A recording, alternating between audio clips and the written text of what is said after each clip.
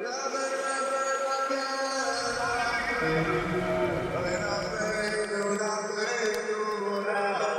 everybody, we're going to get going. Welcome. Hope everybody's doing well. We are holding here in Torah Nun Vav 56 in Likutei Moharan. And we just started this Torah last week, and we're going to be continuing now in this. This is an amazing Torah. Amazing Torah. I want to thank everybody for coming last night who came and checked out Rabbi Chaim Kramer, who was here. It was a very special event, Amish, very beautiful event. And here we are today, continuing in the Holy Torah of the Rebbe, Rabbi Nachman. So let's just do a quick short review with this Torah, and we'll get moving. So we started off with the pasuk about Bikurim, and we'll come back to that at the very end of the Torah. Then the Rebbe said that every single Jew has an aspect of malchus. And malchus, we said, from the words of the Rebbe, seems to mean that I have a certain aspect of authority, of influence, of leadership or rulership in the world. And he said some people are going to have this aspect of malchus. 1 second. Hold on, I'm sorry. My microphone is not on. 1 second.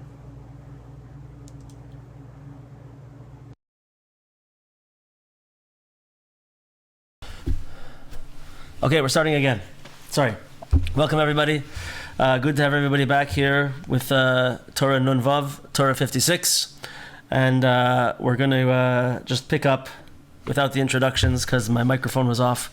We're starting at the beginning to do a review of what we learned last time in Torah Nun Vav, Torah 56. It started off with the psukim about the bringing of Bikurim on the holiday of Shavuos. And we're going to come back to that at the end of the Torah. The Torah begins by the Rebbe telling us that every Jew has an aspect of malchus. And from the words of the Rebbe, it seems that malchus has something to do with leadership, rulership, authority, these types of things. And there's different levels.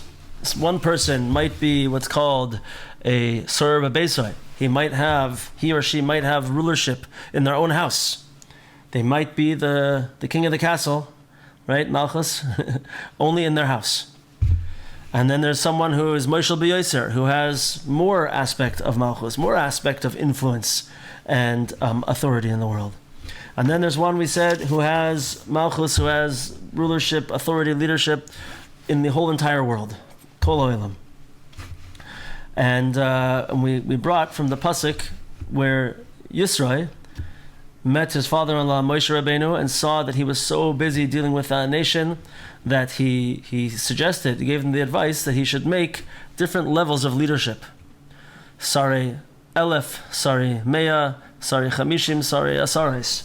You should have leaders over hundreds, leaders over thousands, leaders over hundreds, leaders over 50s, and leaders over 10s. And so that's what Moshe Rabbeinu did. Meaning to show us, you could sit by the table if you want, whatever you guys want. Yeah, I just didn't have time to switch it over again from the event last night. Yeah. So we're in a different seat today, but yeah. And there's some svarim here also if you want. Yeah. Oh, okay. Yeah. And so we see over here that there's kind of like a pyramid. You have Moshe Rabbeinu on the top, and Rashi tells us over there that Moshe Rabbeinu appointed the leaders of the thousands, and leaders of the thousands appointed the leaders of the hundreds, and the hundreds appointed the 50s, and the 50s appointed the 10s. There's like a top-down aspect of malchus over here. Okay? So every Yid has to know that there's different levels of malchus. We all have a different sphere of influence, a different aspect of authority in the world. And something that we might want to ask at this point, it might come up in our minds. Is it stuck here? Can my level of influence increase in the world? Can I expand my reach of authority or leadership in the world? Or is it stuck at one thing? Is that's who I am and that's it? It's a good question to ask. Then we said last week that this malchus exists in the revealed realm and in the hidden realm. And in the revealed realm, it's like we're saying that a person has a certain sphere of influence over the people that he's involved with. And so if you're the head of a household, so you have a certain influence. If you're the boss at a company, you have a certain sphere of influence. If you teach people, you have a certain sphere of influence, whatever the story is. But Biskasya, in the hidden realms, it's different. In the hidden realms, we don't see that it's possible that a person can have zero influence over anybody in the revealed realm. Yet, in the hidden realm, they have tremendous influence to the extent where you can have such a person who has zero authority or influence in the world, in the visible, revealed world, but in the hidden realm has malchus over the entire world.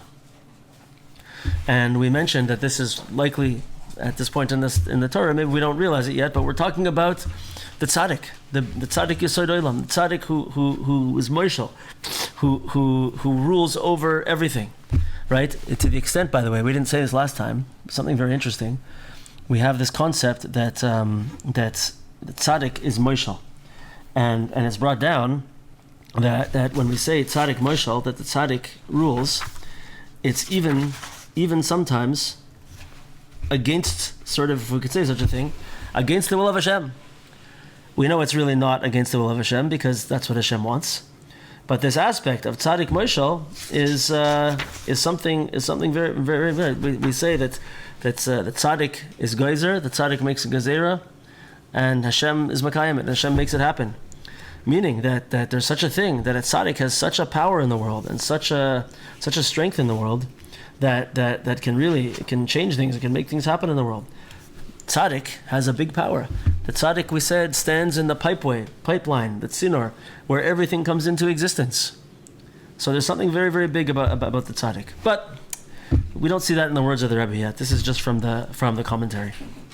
What we do see is that in the hidden realm, there's a hierarchy of souls, a hierarchy of neshamas. And some neshamas are high up with other neshamas below them, subservient to them, bent over to them. And when that person does something, then it has an effect on those neshamas. This is what we see from the words of Rabbi Nachman. So we have to understand, we don't know how it's going to play out yet, and we're going to see as we get through this Torah what it means and how we interact with the world, how we interact with those, every person we're talking to right now, every one of us has some aspect of malchus, of authority, of power over other souls that exist in the world today. Every single person that I'm talking to right now has this, right? And you don't see them, you don't know who they are. It's possible that they're on the other side of the world. So, who cares? Why do I need to know this? What does it mean? And how do I interact with that? How do I and why should I even need to know this? Why is he telling me this? Right? So we're going to see this throughout this Torah. It shouldn't take us too long, maybe by next week. But these are the things we have to think about in the beginning as we're getting through these places. We have revealed malchus, where you're the head of the household, the head of the company, whatever it is. We have hidden malchus, where somehow we have authority over other souls in the world, and we don't even know who they are. Very interesting. Very interesting. And this is what we said. And we explained last week, you remember, the whole tree of souls. Now you have the tzaddik at the top, the big trunk of the tree, and then the other tzaddikim come out as big branches, and then those branches branch out into branches, and the other branches branch out into branches. And we find ourselves, we're all going to be somewhere in that big tree. Somewhere in that Eitz HaChaim, we're going to be stuck in. And we have a tremendous influence. Okay? That's what we said so far. And then we finished off last week by giving ourselves an introduction to what's going to be today. And today we're starting at Ois Beis, letter Beit, number 2, on page 289/288 in the BRI book, volume 6. And we said like this: V'tzarich kol echad livli lishtamesh im bechinoi samalchus sheyesh lo l'ha'anasir l'tzarkai. Every individual has to not use their power of malchus for their own gratification and own needs. So the way that we understood this flow over here, right, is that Rabbi Nachman told us that there is such a thing as malchus, and that we have it. Every Jew has it. We all have a power of malchus. We all have a sphere of influence and a power of authority somehow, whatever that means. And it's revealed and it's hidden, and it's there for a reason. Meaning what? We have to use it. We can deduce from this that we're supposed to do something with it if Hashem gave it to us. Since we're using it, we know we have to use it. Rabbi Nachman tells us next, now that we're using it, we have to make sure to not use it for our own gratification and our own benefit. Don't take my power, my authority, my influence, and use it for my own gratification, my own benefit.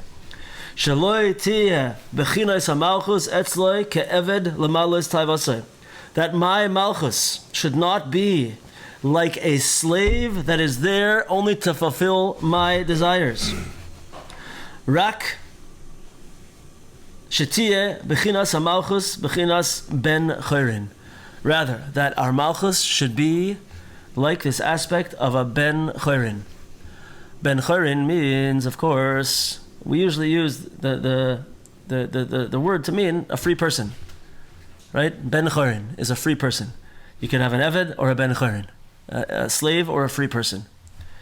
But we should note over here in the lashon here that ben chorin, he didn't say he's just free. He didn't say he has cherus, like the word we use for Pesach, on Pesach all the time, right? Zman cheruseno. We're always talking about cherus, cherut, freedom on Pesach, right? He didn't say the malchus should be becherut. He didn't say this. He said the malchus should be an aspect of ben chorin, which really means something like the son of freedom, or something like the product of freedom. Okay, you with me on this? Hold that in our minds. So let's step back for a second.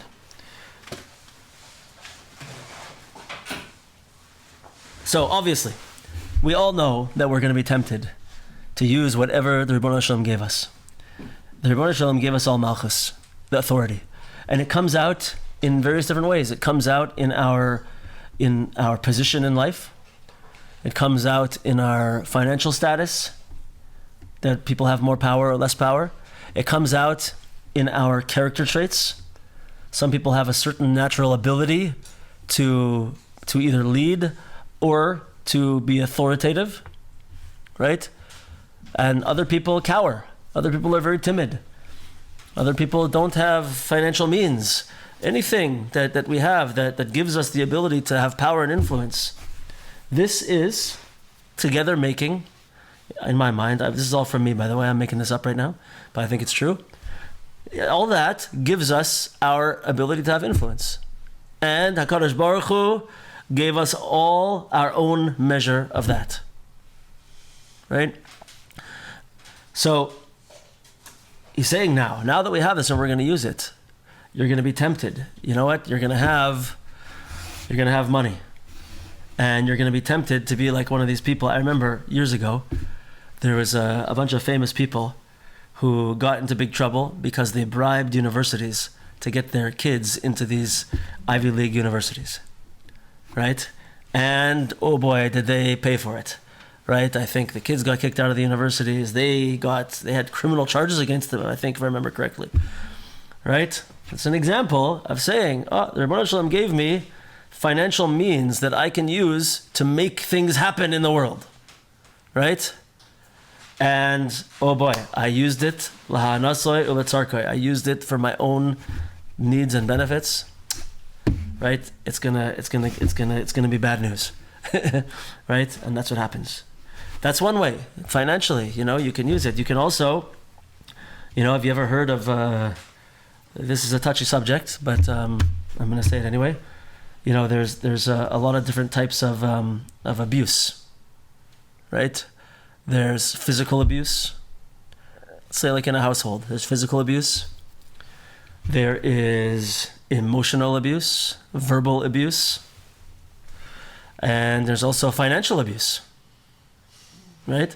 So you can have that one of the spouses can be, God forbid, physically abusive, and can use their greater strength or power or abilities to rule over someone else in a terrible way.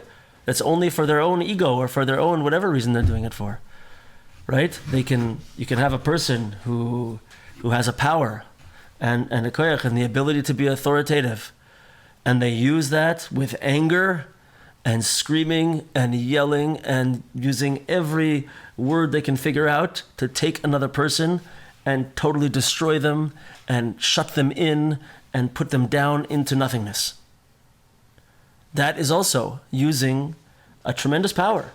Can you imagine someone who has the power to speak in a way that people listen with authority, and they use it to destroy another person?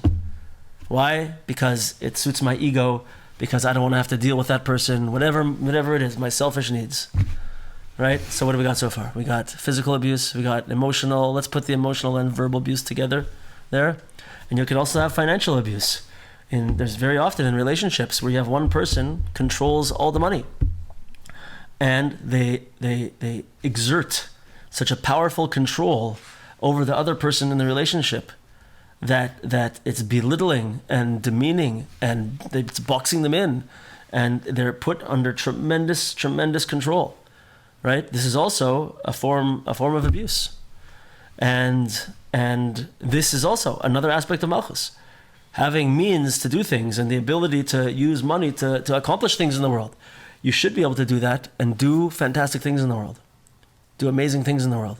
But if you use it in a way that you're controlling and forcing things to go in a certain way because it makes things easier for you, right, at the expense of another person, that's called using the malchus lahanasai uletzarkai. In my opinion, it's not in the words of the Rebbe here, but this is the way that I understand it. So, wow, look out, right? So I want that we should all think, because like the Rebbe told us, we have to remember, every one of us has some power of malchus. Where is my malchus? Where is my malchus? What's my abilities, my talents that Hashem gave me, right? I know you got a powerful voice. You're a strong woman, right? And I know people who have tons of money and who can use it and can make people do all kinds of things. We all have it. Now, think for a second. Where am I taking that power and mamish using it in the wrong way? Where am I ruling over people in an authoritative way where it's only for my own ego, for my own selfish benefits and desires, right? As opposed to taking that power I have and using it for, we don't know what for yet, but we know it's bad. Right? We all have it. Where am I using it in the wrong way? This is a fantastic Hisbodedus topic. Go talk to the Rebbeinu Shalom and talk to the Rebbeinu Shalom about what are my powers. What are my powers? Right? Think about all the powers we have. And that'll help us to develop them and recognize them and be thankful for them and connect to Hashem. But then say, well, wait a second, Hashem, where you gave me these powers, am I using them in the way that you want me to use them? Or am I doing something I shouldn't be doing with them? Right? Very important. So that's where we are. So is the malchus, is my power of authority and malchus a slave to my own desires? Or is it free? Is the malchus free? Is it a slave or is it free? Like the pasuk says in Koheles, Ashreich eretz shemalkeich ben chorin. Pasuk says over there, fortunate is, or happy is the land that its king is a free person. Its king is free. Its kingdom is free. Malchus yiyeh etzlecha ben chorin. The malchus should be by you like a free person. Livli lishtamish boy lahanasacha, that you should not use it for your own hana, for your own benefit, right? So it's interesting. At this point, let's just say outside, We have malchus. We can't use it for our own need and our own benefit in a negative way, right? Rather, it needs to be free. It sounds like to me, like we have to make sure that we realize that the malchus is a gift from Hashem. And it's not just me. It's not me. This is something that Hashem gave to me to be able to use. He gave me certain koiches, certain powers, certain abilities. And I can't just throw it around the way I want it. That's taking the thing that Hashem gave me, this thing called malchus, and it's turning it into a slave. But malchus is not supposed to be a slave. It's supposed to be a free man, a free person. And I'm boxing it in, and I'm turning it into a slave, right? So I don't know if that's so important or not to say, but it's like the malchus on its own needs to be a free man, and not a slave. Meaning that makes me want to say that the malchus is not me. Malchus is something that Hashem gives to me, and if I don't use it right, I feel like it could be gone. It's not up to me, right? You with me on that? Make any sense? Yeah. Once again, this is something I'm saying myself from the way I'm reading the words, but it's not directly in the words of Rabbi Nachman. Okay, so let's move on. Now we're going to get to something very cool. So the Rebbe says next, V'zeh bechinas Mordechai. This is the aspect of Mordechai. Bechinas Mor Dror. Mar Dror. So you take the name Mordechai, right? And you look at it, and it says the first part of the word is memresh, which is the aspect of mar, which could mean a few things. One of the things it means is bitter, but it also is the aspect of marut, authority, leadership, right? And together with the word dror, mar dror, and dror means freedom. Why are we putting mar dror together with Mordechai over here? Very interesting. So when the Torah is listing the 11 ingredients to the temple incense, the incense for the Beis HaMikdash. So everybody knows what the Targum Onkelos is, right? Targum Onkelos is a commentary on the Chumash, which is written by Onkelos, who was a convert, who was an incredible tzaddik, and made a perush that to this day is the single perush that's supposed to be learned together with the Torah, with the Chumash, Targum Onkelos. So we say, everybody, we have this mitzvah every week to learn Shnaya Mikra Ve'echad Targum. You heard this before? That means you learn twice through the words of the Chumash, and then once through the Targum. Targum means translation, because Onkelos translated the Torah into Aramaic. But when he translated it, he didn't just translate it. He also gave it an unbelievable, basically prophetic explanation of what it's supposed to be. So even to this day, when we don't speak Aramaic, the purest form of the mitzvah to learn through the parsha every week, Shnaya Mikra Ve'echad Targum, is still not English that we understand, is still to learn. We would have to learn it 2 times through the words of the parsha, then the Aramaic translation, and then the English translation of the Aramaic translation. Right? Why? Because the commentary of Onkelos, of Targum Onkelos, is something divinely inspired, and it's not just a direct translation. Anywho, that's a little bit of background. How does Targum Onkelos translate this? So mardror is frankincense, and it's one of the ingredients of the what's called of the ketaris, the incense in the Beis HaMikdash. How does he translate it? He calls it mara dachia. It's the same exact letters as Mordechai. So the Gemara asks in the Gemara in Chulin says, Mordechai min haTorah minayin. Where do we see Mordechai hinted to in the Torah? And it says over here, it's this spice of, I think it's frankincense, which is called mor dror, which the Targum Onkelos translates as mara dachia, right? Mara dachia, which is the word Mordechai, which means that Mordechai is connected to this concept of mar dror. Mar dror, once again, mar means marus, means authority, leadership, malchus, and the word dror, of course, means freedom.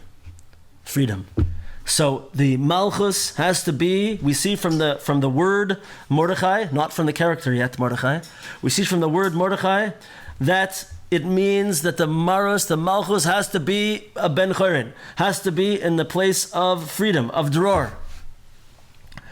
And it says weiter, shehamarus, hainu hamalchus, yeshla dror v'cherus. It should be that the malchus, the marus, the leadership, which is the malchus, has dror, which means freedom, and cherus, which means another kind of freedom, another word for freedom.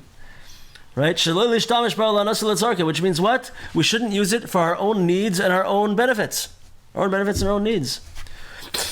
So, I want to point out that we just asked in the previous paragraph, it says that the malchus should be a ben chorin.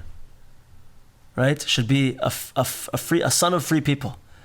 Or we said maybe a product of free people, a product of freedom. Now, we changed it and we said that from Mordechai we learn that the malchus should be cherus. Total freedom. Freedom, dror, and cherus. So what's happening over here? What's going on? One of the aspects that we might be seeing over here, and we'll continue to see, is that the Rebbe is showing us a development of the power of malchus. Right? First we hear about it and we have it and everyone has it. Then we hear that it's deeper than that.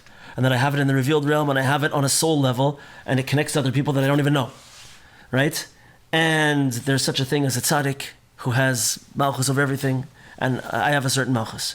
Then we're told, don't use it. Now that you have it, don't use it for your own gratification and own needs and in the ways that we said it. Right?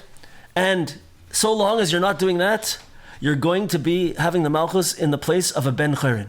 You're working on your malchus, and it's become the product of freedom.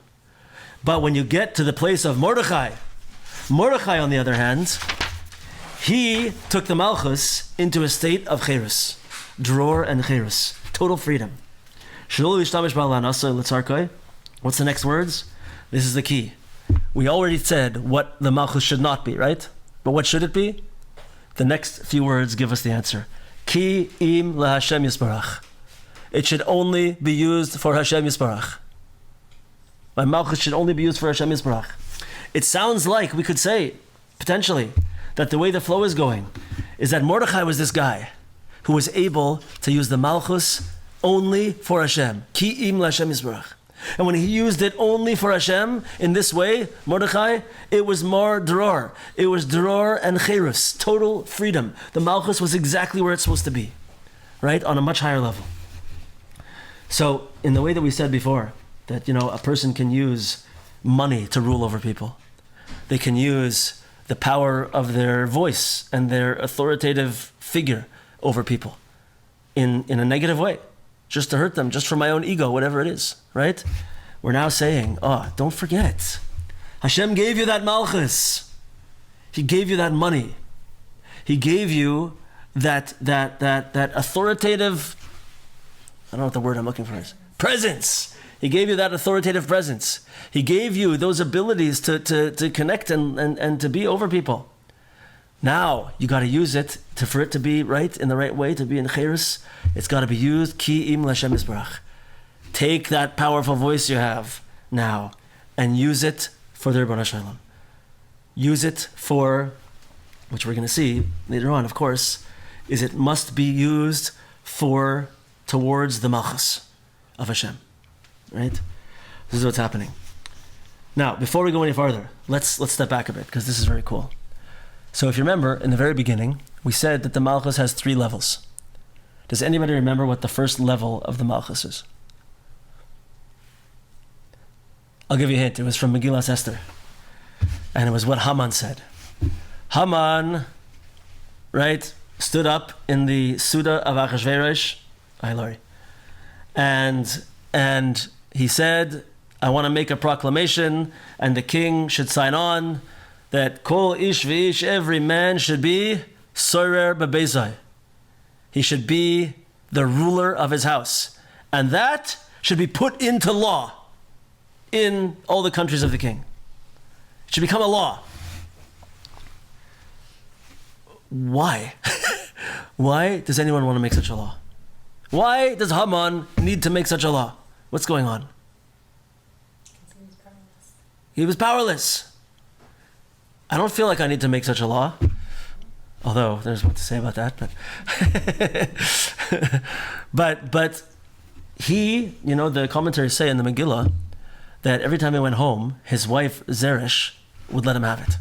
And his wife Zeresh was trying to use him. She was the servant of Esai. He was powerless. He was a puny, tiny, powerless egomaniac. That was Haman. So he said, let's make a proclamation, let's make a rule for the whole country, right? I need help.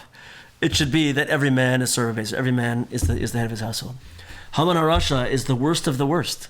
Haman is connected to Amalek, right? Amalek is the number one worst enemy of the Jewish people, who tries to kill us and tries to prey on our weaknesses, right? This is the work of Amalek. Remember, we see Amalek in the Torah, that Amalek attacks the Machane Dan, while we're traveling, attacks the camp of Dan, who was the last of the camp, and who was the camp that all of the weak followed after. This is where Amalek attacks us. In our weak places, in the end, where the stragglers are and the hangers on are, this is where Amalek attacks us, at the lowest place, right? This is Amalek. And very often in the writings of Rabbi Nachman and other holy books, it's referred to as this combination of Haman Amalek, right? And there's going to be something very special. I'm planting a seed over here that we're going to see later on. But this aspect, that there's the lowest place. Remember, we just explained that we have all these levels of malchus. We have the top, and then we have the thousands and the hundreds and the 50s and the 10s, right? They're all part of the malchus, right? And every Jew, we said, has malchus. Every single Jew. So there's something going to be about the fact that Amalek goes after the lowest, the bottom level of the malchus. But for now, let's point out over here what the Rebbe is doing over here. He first told us that there's a very low level of malchus, and that's a person who's not even Sor B'Besai, who doesn't even have, let's say. That's why he used that as an example. The beginning is, the first step of malchus is to recognize that I have what to take care of myself, right? Have you ever heard this term that we say in English a lot? When people want to go and change the world or save the world, and they're how about first you take care of what's in your own backyard? You heard that one before? Right? Tremendously good advice, right? Sandra likes that one too. Good. Tremendously good advice, right? First, you gotta be Sar B'Besai. Your bias doesn't have to mean that only that there's such a thing as I have a house and there's 4 other people in my house and I'm the boss, right? Even if I do it in a nice, good way for Hashem, it doesn't have to mean that. Sar B'Besai can mean that I'm not using my powers for my own gratification and my own needs. And think about what that means in every aspect of our lives. Am I using what Hashem gives me for Him, to expand His malchus, to do good things in the world? Or am I using it for me? Am I in control of my own house? Am I in control of my own desires? Or am I a behema? Am I an animal who goes and grabs this and grabs that and grabs this and grabs that and eats this and eats that, and use your imagination where it takes you. Right? Or I'm feeling low about myself, so I'm just going to go and scream at somebody. Why? Because that's going to make me feel better, because I'm going to be on top of them, right? I'm not in control of my own house. My own house is me. I'm not in control. Sar B'Besai. My malchus is not free. It's not a ben chayrin. It's an eved. It's a slave to me. Right? You hear this? Oh boy. So now, go back. Everybody think for a second what we said. We all know that we have something, we have powers that Hashem gave us, that are what He gave us to be used as our power of malchus. And we all have talents, we all have abilities that put us in a place of authority in various different aspects of our lives. And we also said, everybody's going to think now, oh boy, how am I using that in the wrong way? How am I using that in a negative way for my own gratification, right? Where am I using that? Let's all have that in our mind. And now let's look at that. I'm not in control of my house, of my own house. My own house, my own power of malchus is going this way and going that way, and it's not going where it's supposed to be. That's when I begin to get in control just of my own household. Now I've stepped up from that place of Haman, and I'm at the first level of malchus. I'm at the first level of malchus, right? Mordechai is like the polar opposite of Haman. Mordechai, of course, is the hero of the Megillas Esther, where Haman is the enemy. And he is the tikkun, he's the rectification for this idea of Haman HaRasha. So Haman HaRasha was not Surah B'Beisai. Haman HaRasha didn't even have control of his own self. He didn't even have control of his own powers and even of his own household. He had control of nothing. He was the lowest of the low. So what does that mean? It means that his malchus was totally enslaved to his own desires, his own needs. He was power hungry. What did he do? He took weak people and tried to rule over them, tried to destroy them, tried to kill them. He tried to take money. Everything he did was taking for himself. Right? The whole malchus that he had was lahanasoi letzarko. It was for his own gratification, his own needs. Mordechai, in his name, is the concept of absolute freedom of malchus. Mar Dechai is the translation of Mar Dror, that the malchus is free. Dror and Cherus. Why? Because he did not use anything of his powers for his own personal needs and gratifications. He was only working for the malchus of Hashem. And we see it in many ways. Everything that he did was for the klal. Everything that he did was to help. You see this, by the way, in the very beginning of the story. In this place where Haman was making this decree. Right? What was Mordechai doing? He was serving the people. He was there. He went to this banquet to try to tell everybody, do not get involved with this. Don't eat the food. Don't drink the wine. This is not... He went there. And he was trying to stop them. He was always caring about all the other Yidden. This was his job. He was working for the malchus. Right? He's the polar opposite of Haman HaRasha. And of course, Mordechai is one of those people that we call, who was the tzaddik hador, who was the tzaddik emes. Right? So just like we said, could it be now that we see that what the Rebbe said earlier, that there's the top level of malchus is the yesh echad, shemoishel al kol ha'olam, that he rules over the whole world. That's the big tzaddik, the tzaddik yesod olam. Could it be that Mordechai is the embodiment of that, and he was the tzaddik of that generation? Welcome, Julie. Welcome. Right.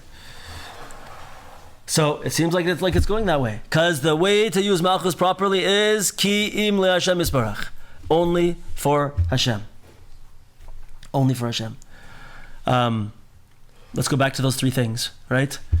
The ability to have financial authority over people, right? What do I do? What do I use it for? How do I use that ki im le Hashem, for only Hashem? How do I use it only for Hashem?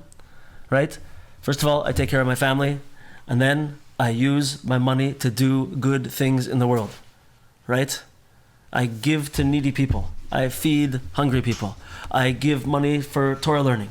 I give money for Bikur Cholim, for hospitals, for whatever I can do. I use my money in a way that is ki im l'Hashem. Not for me, not for my own gratification, but for Hashem. I have the ability to speak and to have an authoritative presence over people. What do? I use it to build things. I use it to build a Bikur Cholim, to build a yeshiva. I use it to teach.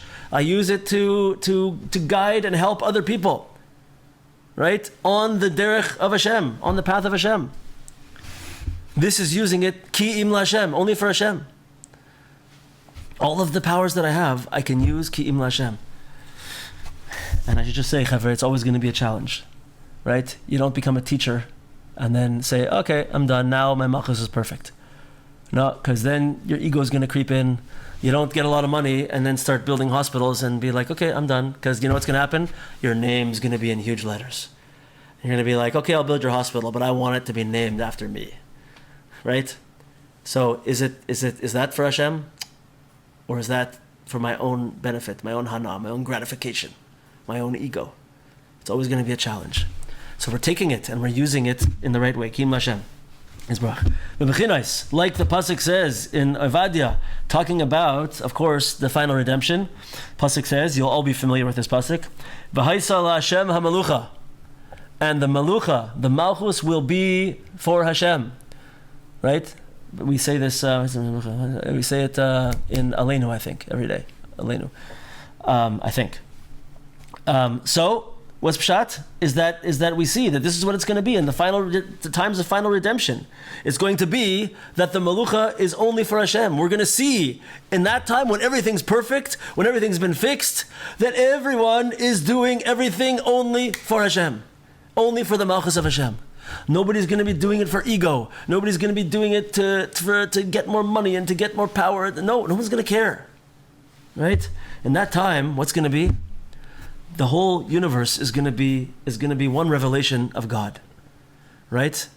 And everyone's going to know Hashem. Maleh haaretz de'as Hashem, kamayim layam mechaseh. Like water covers the ocean, covers the seafloor. Everybody, just like you can see the water, and you know what the ocean is. That it's clear as day. That it's the water. It's going to be clear as day. Hashem in the world. And everyone is going to be only serving the malchus of Hashem. That's what this pasuk is telling us. That it should be in our lives, that it's very clear to me that I'm only doing what I'm doing to serve Hashem. Only doing what I'm doing to build the malchus of the Rebbeinu Hashem in the world. The malchus de Kedusha. Not for my own needs and my own physical desires and my animalistic desires and my need for power and my need for money and all those things. Nuh-uh. Right? Weiter. We use the malchus for serving Hashem Yisbarach. Dahainu. Okay. Period. Let's stop there for a second. Now, we're going to say, what does it mean? And I have to preface this. The concept that we're going to say is not going to be fully explained for at least one more week or maybe two. Do not take this advice home tonight and use it right away. Okay? And you'll hear why. What does it mean, he's going to say over here now, to only use the malchus, your power of authority and malchus to serve Hashem? It means, dahainu, lahazir olayichiach es kol haneshamas shenichnaim elav. To caution and rebuke all of those neshamas that are submissive to you. Caution and rebuke. Kol echad ve'echad lefi bechinas hamalchus sheyesh lo be'esgalia u'be'eskasya. Every individual, according to the malchus that he has in the revealed realm and in the hidden realm.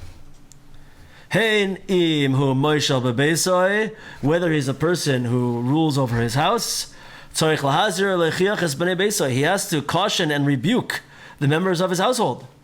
And if he has more authority in the world, mutal alav, it is put upon him, lahazir yoser v'yoser anashim, to caution more and more people, lefi bechinas hamalchus sheyesh lo, according to the level of malchus that he has. So, there's a few important things here, but first and foremost, let's not go home and be like, Rabbi Nachman just told me that I gotta sit down every member of my household for half an hour each, and I'm gonna tell you everything you're doing wrong and what you need to do right. And right. Let's not go there yet. Okay, let's see after we get more explanation what it's really gonna mean, because it may come as a surprise to everybody, but it doesn't always work when you go and get in someone's face and tell them why you think they're wrong and why you think they're doing things the wrong way, right? And of course, trying to be very sarcastic, because it never works. People are not ready to have someone stand up in front of their face for the most part, 99% of the time, and say, I think this is wrong with you, you need to fix this, you need to fix this, right? Most of the time, unless it's only people who are very close, Shmuley and I sometimes have this relationship where we could say such a thing to each other, right? But not many people have such a thing, right? So let's not use that.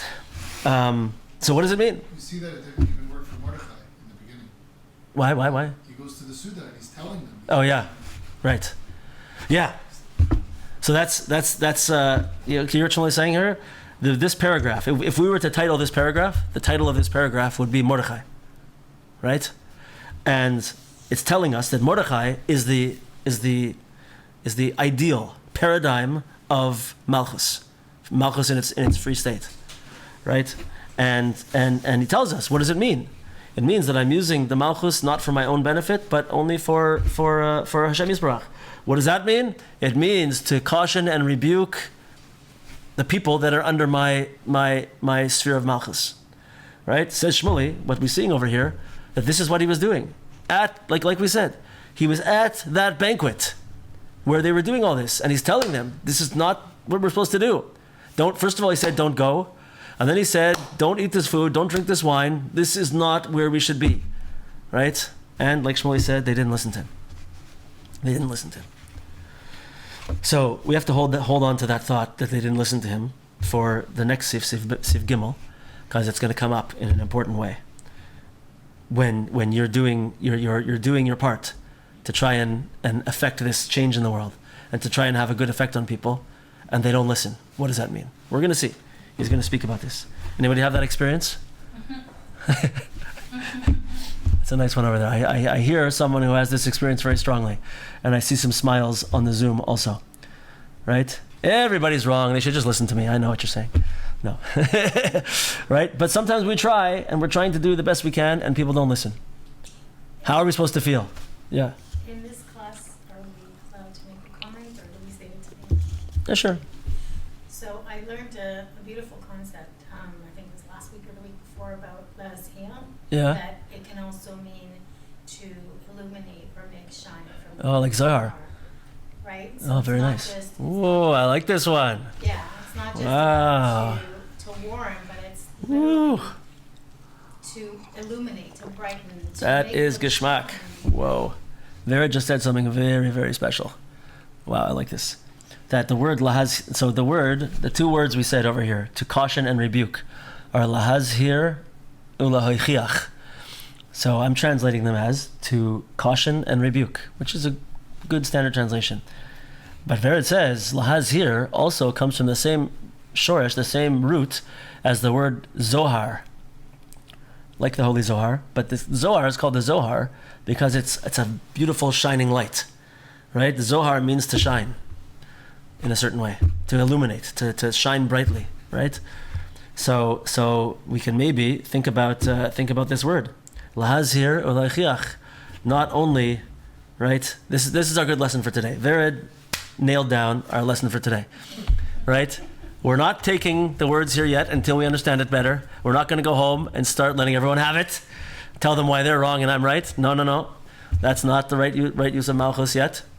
But we have, because it can only happen in a way. This thing that you just said is going to get so good later on. Oh, just you wait. So good. It's going to hit so many things. But you have to do it in a way that it illuminates them. If you're going to say it and it's just going to make them angry and it's going to make them react in a negative way and create negativity and strife between you, right? And it's going to create machlokes that's not l'shem shemayim. It's going to create argument. Then don't do it. It's not meant to be. Don't do it. Only if it's lahaz here, like Vered says from the word Zohar. I'm telling you, it's going to hit 3 or 4 different things later in the Torah. You're going to see. It's going to be amazing. So this is what we got to do. The other thing I want to point out is that something that we've been developing from the very beginning. And that is this idea, and we're going to continue to see it unfold. For those of us who are learning in the Torah's Chaim Kollel style, we don't really have this under wraps yet, but for this class, we're unraveling things as we go. So one of the things we see is what is the relationship between Iskasia and Isgalia? Between the hidden malchus that I have and the revealed malchus that I have. And so one of the things that we see is that there's a few things coming together.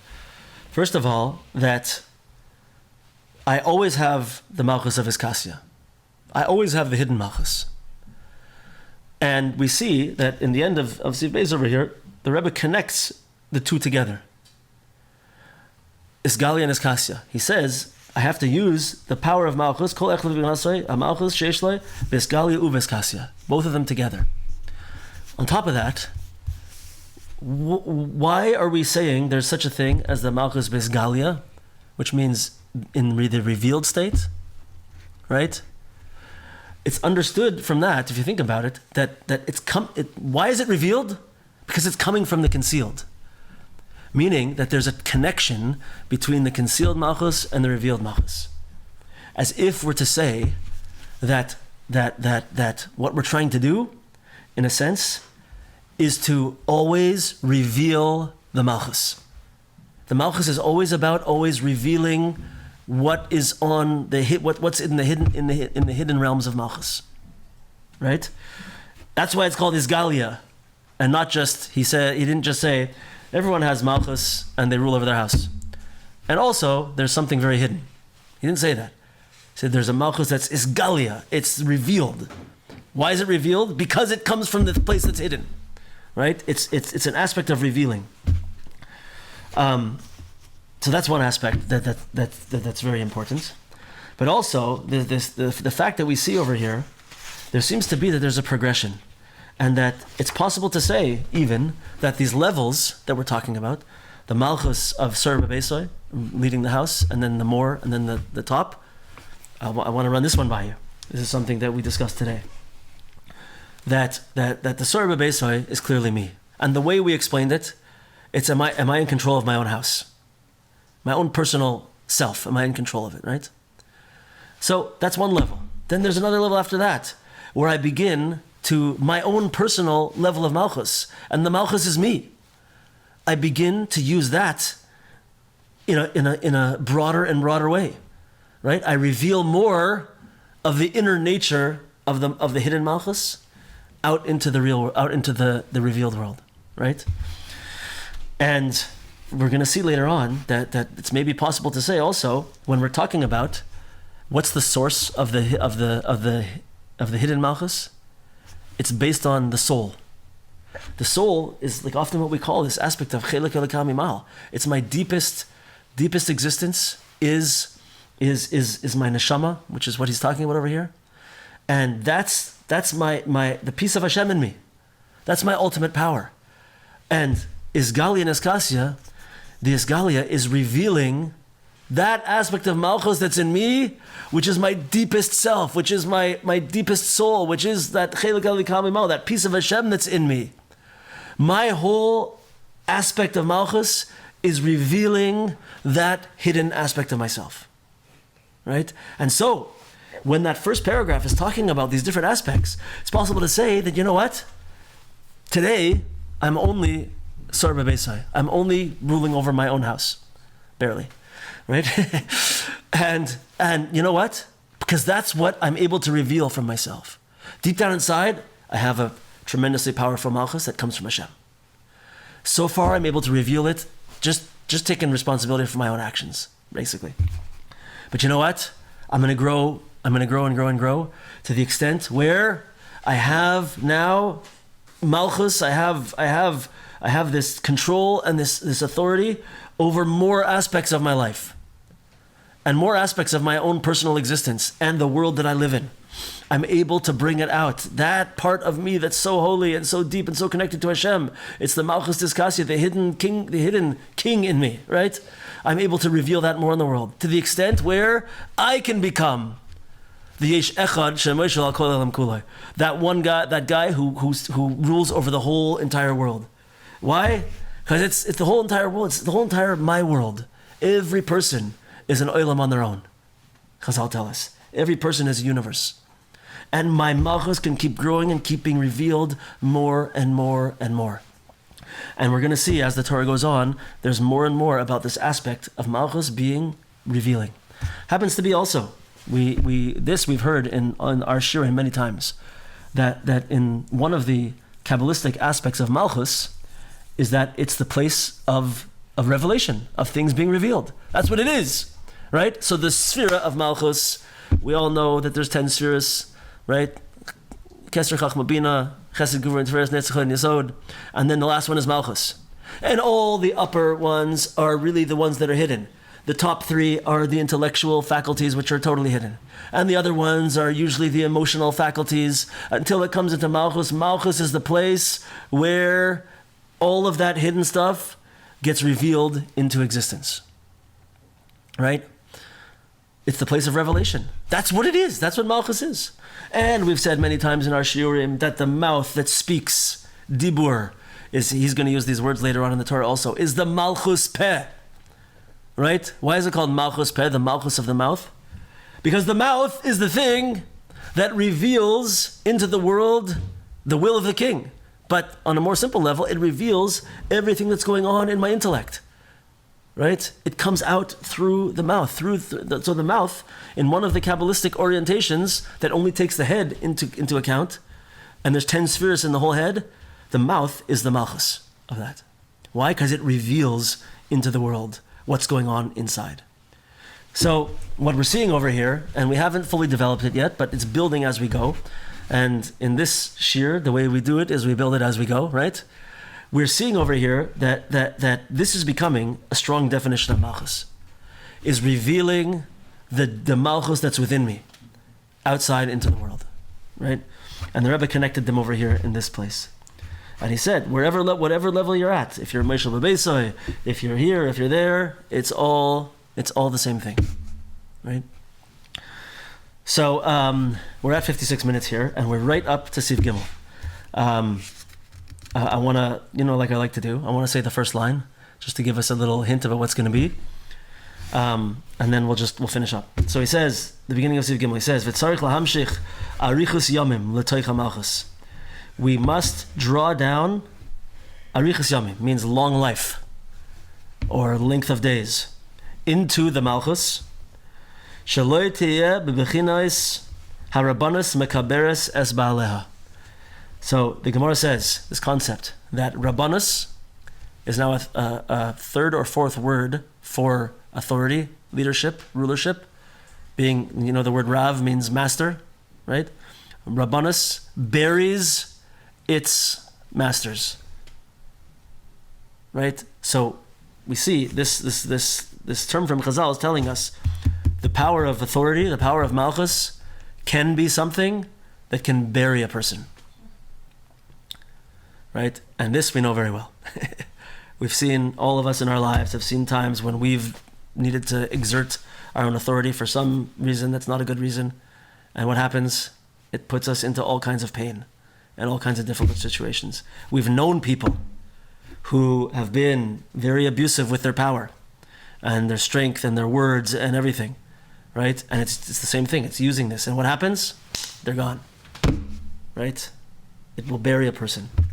So we're going to see that it sounds like the Rebbe is telling us that arichas yamim, whatever that means, we don't know yet, right?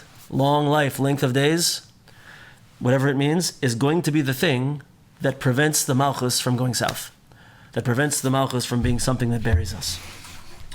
To finish off, in the meantime, before we get there, I want to just say that the way that we got to this place in the shiur, we have to all understand that when we get to this place, we realize that when the Rebbe told us in the beginning that every yid has a bechin of malchus, right? Hashem gave us all inside of us an amazing power of malchus, something that is very, very, very much different from what we have in the world.